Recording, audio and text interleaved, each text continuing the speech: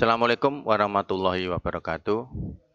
Untuk minggu ini, Pak Suryanto akan memberikan materi tentang kebugaran jasmani. Ya. Terus kemudian untuk minggu depan biar dilanjutkan oleh Pak Budi, dalam hari ini adalah kebugaran jasmani juga. Nah, untuk kebugaran jasmani ini yang perlu diperhatikan adalah kita mulai dari pengertian dulu ya. Jadi pengertian kebugaran jasmani ini nanti kalau secara spesifik hampir sama dengan endurance atau daya tahan. Nah, karena untuk kebugaran jasmani ini lebih bersifat umum, artinya nanti ada beberapa komponen, kalau tidak salah ada 10 komponen kebugaran jasmani dari mulai speed, kecepatan, agility, kemudian balance, dan strong atau kekuatan dan lain sebagainya. Ya. Untuk pengertian dari kebugaran jasmani adalah kemampuan daya tahan fisik atau tubuh seseorang dalam melakukan berbagai kegiatan sehari-hari tanpa mengalami kelelahan yang berarti. Nah, ini yang perlu digarisbawahi adalah tanpa mengalami kelelahan yang berarti. Dan tubuh masih memiliki cadangan energi untuk melaksanakan tugas sehari-hari atau kegiatan sehari-hari. Ini yang poin yang paling penting ya. Nah, komponen kebugaran jasmani yang sudah saya sampaikan tadi di awal itu adalah ada 10 ya. Yang pertama adalah speed ya. Nah, sebelum mencapai kita mulai ini juga nanti kan komponen kebugaran jasmani ini ada faktor-faktornya yang mempengaruhi ya. Nanti misalnya ada usia, kemudian jenis kelamin dan lain sebagainya, sehingga kebugaran jasmani seseorang satu dengan yang lain berbeda-beda ya. Nanti saya lanjutkan ke pembahasan lebih lanjut. Kita mulai dari kecepatan atau speed ya. Speed atau kecepatan adalah waktu yang dibutuhkan seseorang dalam melakukan gerakan yang berbeda dan berkesinambungan dalam waktu singkat ya. Nah, ini yang perlu diperhatikan adalah dalam waktu singkat, karena nanti lain dengan endurance ya. Semakin sedikit waktu yang dibutuhkan, maka dapat disimpulkan bahwa seseorang memiliki kecepatan yang bagus. Nah, kemudian ada beberapa latihan yang bisa dilakukan, karena speed itu adalah kecepatan, maka latihan-latihan yang dilakukan adalah misalnya dengan lari 10 meter, 20 meter, 30 meter, sampai 60 meter misalnya, tapi dengan kecepatan yang penuh ya. Kemudian lari naik turun tangga atau bukit ya. Jadi larinya ini otomatis cepat ya. Nah, cepat. Kemudian lari multi step. Multi step itu maksudnya adalah bolak-balik. Jadi karena nanti ada tes nanti multi step fitness. Jadi ada tes itu. Karena kebugaran jasmani ini ini nanti kalau tesnya, kalau secara umum, secara full itu yang paling pas adalah dengan menggunakan tes TKJI, tes kebugaran jasmani Indonesia. Ini yang biasanya kalau dites itu semua komponen dilaksanakan ya.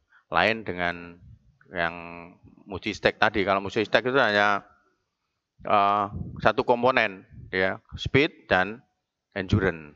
Nah, kita kemudian ke komponen yang kedua adalah kekuatan atau strong. Kekuatan adalah kondisi tubuh dalam menggunakan otot untuk memaksimalkan tenaga ketika melakukan suatu aktivitas fisik. Nah, ya. Kekuatan yang baik adalah akan didapat dengan rutin melakukan latihan secara konsisten ya. Karena kekuatan ini adalah tenaga maksimal ya. Kemudian beberapa latihan untuk melatih kekuatan otot atau strong adalah dengan melakukan push up ya.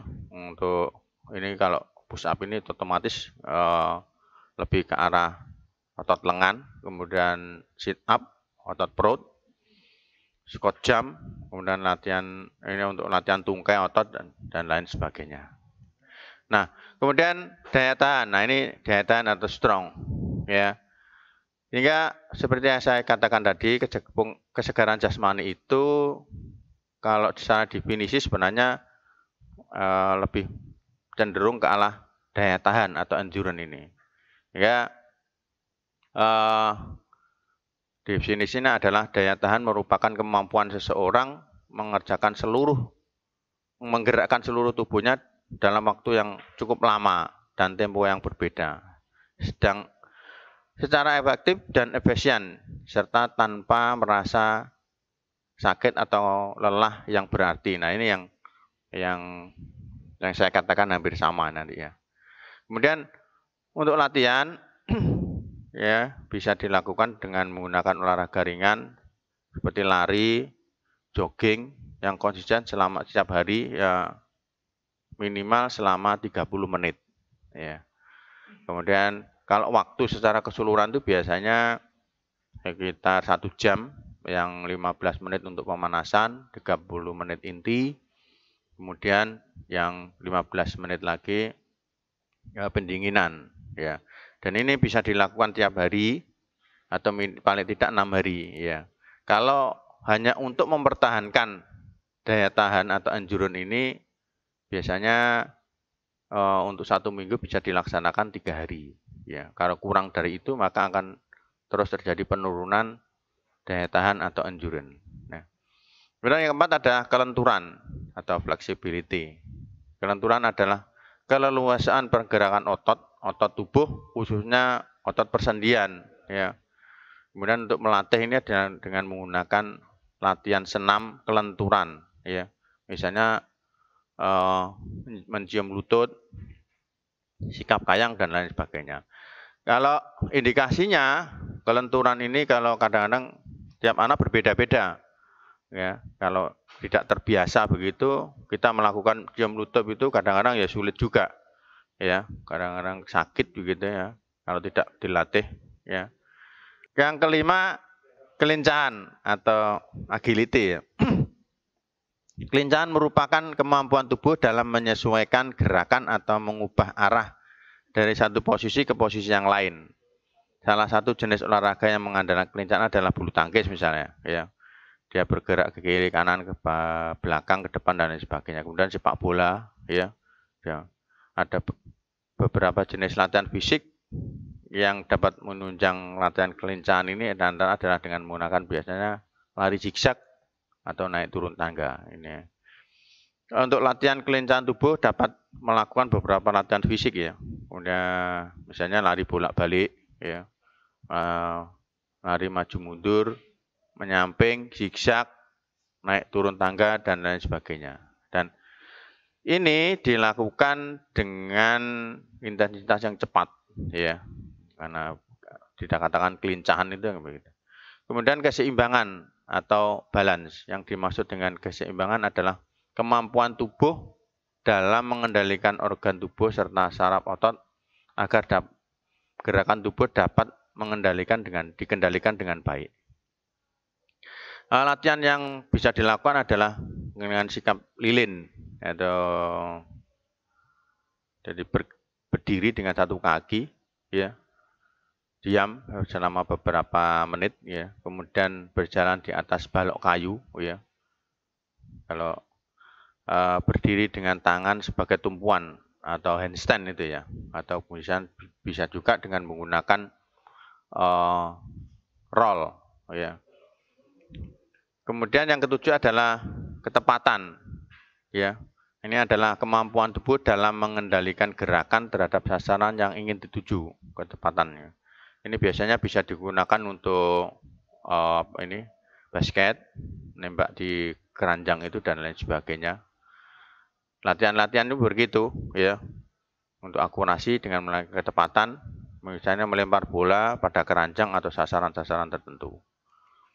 Yang kedelapan adalah daya ledak atau explosive power ya. Adalah kemampuan seseorang dalam memaksimalkan kekuatan dalam waktu sesingkat-singkatnya ya. Latihan yang bisa dilakukan dengan menggunakan vertical jump untuk daya ledak tungkai ya. Kemudian pot jump, ada tungkai otot betis dan tungkai ya. Terus sit jump melatih daya ledak otot tungkai dan paha. Ini termasuk juga nanti adalah kecepatan.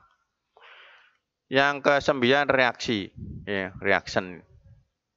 Yang dimaksud adalah kemampuan tubuh seseorang dalam menanggapi sesuatu gerakan, rangsangan ataupun stimulus yang diberikan orang lain. Ya. Latihannya bisa dengan menggunakan lempar tangkap bola berpasangan, begitu. Jadi reaksinya bagaimana dia dalam menangkap bola ini.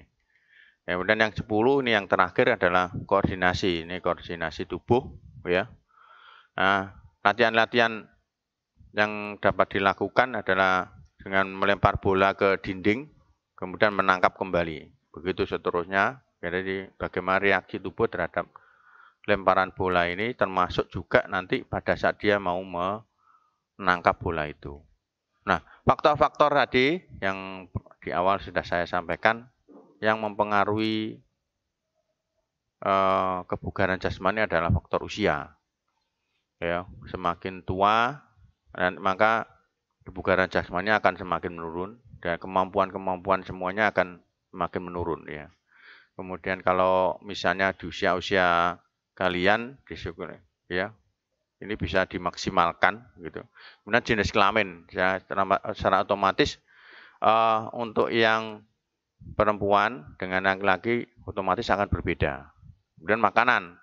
Nah, makanan ini otomatis kalau banyak makanan itu yang harus diseimbangkan antara faktor makanan, asupan makanan yang masuk dengan energi yang keluar digunakan untuk latihan-latihan itu harus agak imbang, ya. Kalau makanannya banyak, energi yang masuk banyak, sementara geraknya kurang, otomatis kecepatan dan lain sebagainya akan menurun. Kemudian faktor gen atau keturunan juga, merokok, istirahat. Nah, ini yang perlu diperhatikan karena banyak menjamurnya kafe-kafe yang di luar itu, ya. Anak-anak sekarang itu sering ngopi, ya, kemudian sampai malam, ya, istirahatnya kurang, sehingga ini banyak sekali sering mempengaruhi tingkat kebugaran jasmani seseorang, ya. Nah, kemudian manfaat kebugaran jasmani ya adalah ada beberapa manfaat yang bisa diperoleh kalau kita memiliki tingkat kebugaran jasmani yang tinggi atau yang baik, ya. Yang pertama adalah meningkatkan sirkulasi darah dan sistem kerja jantung, ya. Kemudian meningkatkan stamina dan kekuatan. 3, memiliki kemampuan memulihkan organ tubuh secara tepat apabila kita menderita sakit dan lain sebagainya. Kemudian memiliki respon tubuh yang cepat dan tepat. Kemudian mengurangi risiko kelebihan badan atau obesitas, ya. Kemudian mencegah penyakit jantung, menurunkan tekanan darah tinggi, mengatasi depresi, meningkatkan energi, terhindar dari tulang keropos atau osteoporosis, meningkatkan daya tahan tubuh. Nah, ini kita menjadi tidak gampang sakit, apalagi pada saat sekarang ini di masa pandemi begitu. Kemudian meningkatkan kekuatan otot serta kecepatan. Yang ke-14 berikutnya, meningkatkan sistem sirkulasi darah, sistem saraf, sistem jantung. Kemudian yang terakhir, mempertahankan dan menyelaraskan kondisi tubuh. Nah, saya kira itu yang saya sampaikan, yang bisa saya sampaikan. Nanti apabila anak-anak sekalian masih kurang jelas, bisa membaca atau dipelajari di aplikasi Sinau itu sudah Pak Sur upload tentang materinya, ya. Lebih lengkap, anak-anak sekalian silahkan membaca di situ. Dan saya kira saya cukupkan sekian. Assalamualaikum warahmatullahi wabarakatuh.